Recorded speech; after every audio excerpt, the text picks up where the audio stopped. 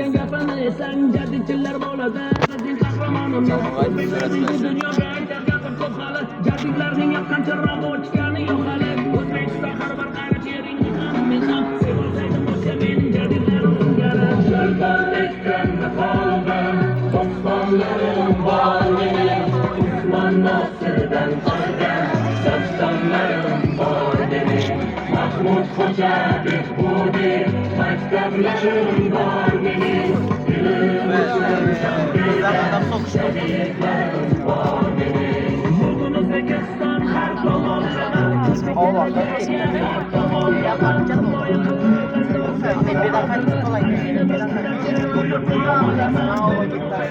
Aşağıda aynen ortadan kesilsin.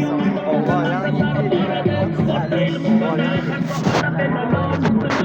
Allah'ın ola geçer mi? Allah kaydı.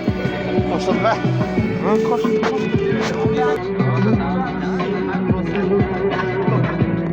Bile yürüyüşe gel. Kürek gidip burada. Allah